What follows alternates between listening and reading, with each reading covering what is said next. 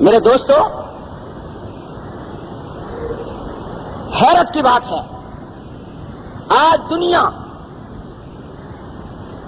کہتی پھرتی ہے، بڑی ضروری بات کرنا چاہتا ہوں معذرت کے ساتھ چند منٹ۔ آج دنیا کہتی ہے رواداری،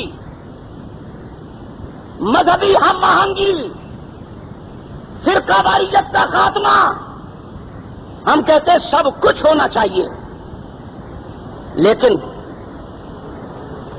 مذہبی ہم آہنگی کے لیے تم لوگ ان کی کانفرنسوں میں جاتے ہو۔ یہ کانفرنس ہے، یوم حسین کے نام سے کانفرنس ہو رہی ہے، اہل سنت علماء جا رہے ہیں۔ یہ جی یوم علی منایا جا رہا ہے، علماء اہل سنت جا رہے ہیں، یہ رواداری ہونی چاہیے، فرقہ واریت نہیں، ہم مانتے ہیں اس لیے ہم جا رہے ہیں۔ یوم حسین کے موقع پر ان کے ساتھ اتحاد کر رہے ہیں، یوم علی کے موقع پر ہم ان کے ساتھ اتحاد کر رہے ہیں، لیکن بتاؤ یوم صدیق پر وہ ادھر کیوں نہیں آتا؟ یوم فاروق اعظم کے موقع پر وہ تمہاری طرف کیوں نہیں آتا؟ جب عثمان غنی کے نام سے تم کوئی کانفرنس کرتے ہو وہ تمہارے پاس کیوں نہیں آتا؟ یک طرفہ اتحاد نہیں ہوتا۔ اگر اتحاد کرنا ہے ان کو بلاؤ، وہ تمہارے پاس آئیں، ابو بکر صدیق کے نام پہ جلسہ کرو، ان کو کہو آ کر ابو بکر صدیق کی شان بیان کریں، ان کو کہو جب فاروق اعظم کے نام پہ جلسہ ہوتا ہے بلاؤ ان کو۔ اگر تمہیں اتحاد کی ضرورت ہے، اگر رواداری کے شوقین ہو، بلاؤ کہ تم بھی آؤ اور حضرت فاروق اعظم کی منقبت بیان کرو۔ ان کو کہو رواداری اگر ہے، مذہبی ہم آہنگی ہے، فرقہ واریت ختم کرنا چاہتے ہو، بلاؤ انہیں، یوم عثمان پہ پروگرام رکھو، انہیں کہو کہ آؤ اور عثمان غنی کے پروگرام میں آ کر عثمان کی شان بیان کرو۔ تم اتنے بدھو اور پاگل ہو گئے ہو، ان کے پروگرام میں جا رہے ہیں۔ رواداری، اتحاد، یگانگت، صحابہ کی عظمتوں کا سودا کر کے اگر تم اتحاد کرتے ہو، یہ اتحاد نہیں منافقت ہے۔ تمہیں زیادہ ضرورت ہے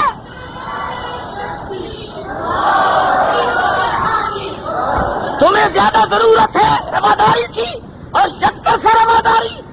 حسین کے نام سے پروگرام ہے، تم جا رہے ہو، وہ بکواس وہ بھی کرتے ہیں، ہم صحابہ کو مانتے ہیں جی، کہتے نہیں کہتے؟ ہم مانتے ہیں۔ تم اہل بیت کو ماننے کا دعویٰ کرتے ہو، وہ صحابہ کو ماننے کا دعویٰ کرتے ہیں، جب وہ بھی مانتے ہیں تم بھی مانتے ہو، کیوں نہیں بلاتے ان کو؟ ان کو بلاؤ نا، کیا آؤ، عظمت صدیق اکبر کانفرنس ہو رہی ہے، آؤ جناب مجتہد صاحب، آؤ جناب فلاں ذاکر صاحب، تشریف لائیے اور حضرت ابوبکر صدیق کی فضیلت پر ایک تقریر کیجیے۔ کیوں نہیں بلاتے؟ حقیقت تو تمہیں بھی معلوم ہے، حقیقت تم بھی جانتے ہو کہ وہ اور ہیں، ہم اور ہیں۔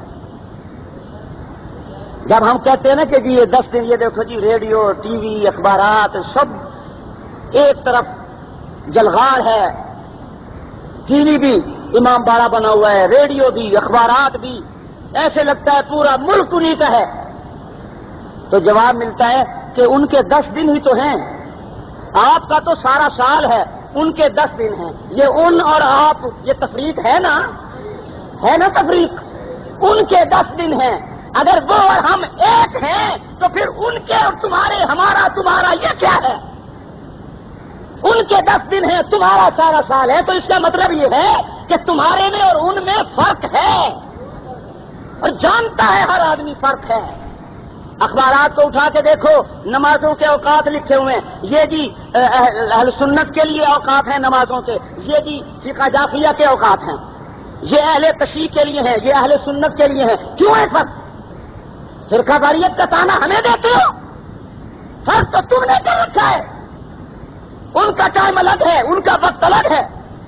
رمضان کا مہینہ آتا ہے اور رمضان کے مہینے میں اخباروں کے اندر، ٹی وی میں، ریڈیو میں روزے کی سحری اور افطار کا وقت بتایا جاتا ہے، بتایا جاتا نہیں؟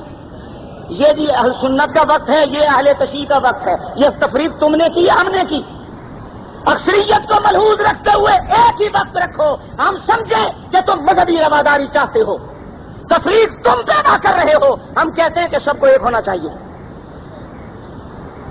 اسلامیات کے نصاب کے اندر تم نے تبدیلیاں کر دی. اور ہمیں بتاؤ ان کا کلمہ تمہارا کلمہ ایک ہے؟ ان کی نماز تمہاری نماز ایک ہے؟ جب نہیں ہے تو حقیقت تو یہی ہے نا، وہ اور ہیں ہم اور ہیں. حقیقت کا اظہار کیوں نہیں کرتے؟ تو کسی شاعر نے کہا حقیقت چھپ نہیں سکتی بناوٹ کے اصولوں سے، اور خوشبو آ نہیں سکتی کبھی کاغذ کے پھولوں سے. تو حقیقت جو ہے وہ چھپتی نہیں، اعلان اظہار وہ بھی کر لیتے ہیں کبھی کبھی. تو ہم کہتے ہیں کہ اگر فرقہ واریت کا خاتمہ چاہتے ہو تو پھر یہ رواداری اختیار کرو. ابو بکر صدیق کے یوم پر ان کو بھی بلاؤ، عمر فاروق کے یوم پر ان کو بھی بلاؤ، عثمان غنی کے یوم پر ان کو بھی بلاؤ، اور حضرت حسنین کے یوم پر تم بھی جاؤ، علی کے یوم پر تم بھی جاؤ. ان کو بھی تو بلاؤ نا. تم انہیں بلاتے ہی نہیں ہو، تم سمجھتے ہو وہ نہیں آئیں گے. پھر یہ کیسا اتحاد ہے؟ کس بات کا اتحاد ہے؟ وہ اس لیے نہیں آتے کہ ان کے دل میں ابو بکر صدیق کی نفرت ہے، ان کے دل میں عمر فاروق کا بغض ہے، ان کے دل میں عثمان غنی کی نفرت ہے. تم بھی جانتے ہو وہ اس لیے نہیں آتے. اور پھر حیرت کی بات یہ ہے کہ وہ ابو بکر صدیق کو اچھا نہیں سمجھتے لیکن تمہیں اچھا سمجھتے ہیں. کیوں؟ ابو بکر صدیق کو وہ اچھا نہیں سمجھتے، تمہیں اچھا سمجھتے ہیں. عمر فاروق کو وہ اچھا نہیں سمجھتے، تمہیں اچھا سمجھتے ہیں. عثمان غنی کو اچھا نہیں سمجھتے، تمہیں اچھا سمجھتے ہیں. تم ابو بکر صدیق سے زیادہ اچھے ہو، تم عمر فاروق سے زیادہ عظمت رکھتے ہو، تم عثمان غنی سے زیادہ عظیم ہو.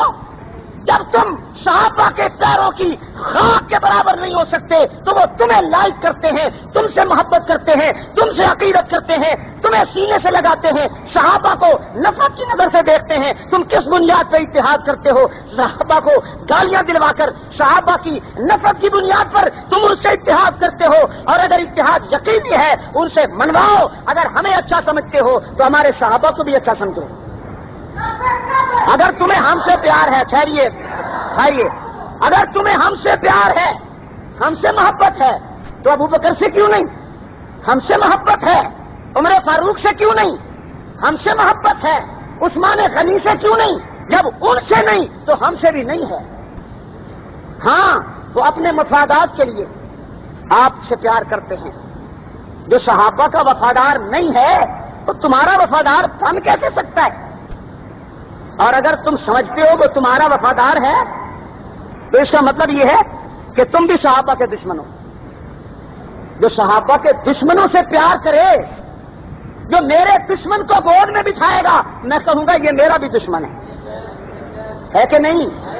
جو میرے اور آپ کے دشمن سے محبت کرے، ہم کہیں گے یہ ہمارا بھی وفادار نہیں، اس لیے کہ ہمارے دشمنوں کا یہ دوست ہے. تو جو صحابہ کے دشمنوں کا دوست بن جائے وہ صحابہ کا وفادار ہوگا؟